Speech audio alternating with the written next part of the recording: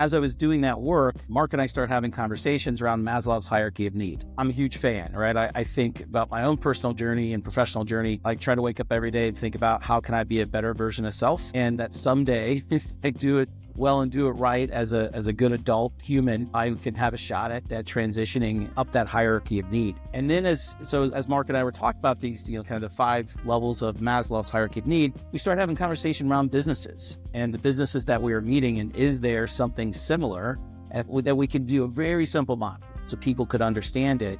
And that's how we got to kind of that first stage of survival.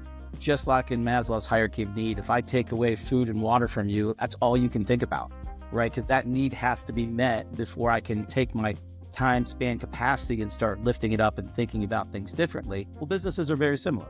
If you and I go start our coaching practice and we go, okay, here's what's the first thing we got to do?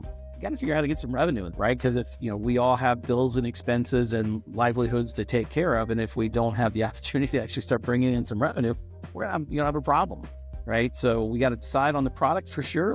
What line of business are we going to be in?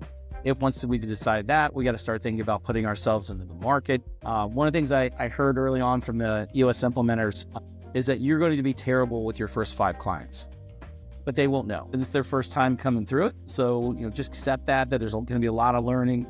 Pour your heart into it. You're in that pursuit of being better and hopefully someday thinking about mastery. But as we were doing this concept, I just started asking what stage do they think they're in, which is very powerful because if they think they're in stage 2, their business is sustainable, and that's typically where you're ready to start doing these frameworks is really stage 2 and maybe upper into stage 2 of sustainable. But you as the entrepreneur are thinking about scale. Like you want to get to scale the thing that you're building because that's really where the fun starts, right? Otherwise it's hard work in 1 and 2. And so we started to have these conversations with these teams and business owners, and it seemed to really resonate. As we were doing that, then there's a reflection like, gosh, if that resonates for clients, I bet you for coaches, right? These same principles of 5 stages of building a business have a similarity for 5 stages of building your practice.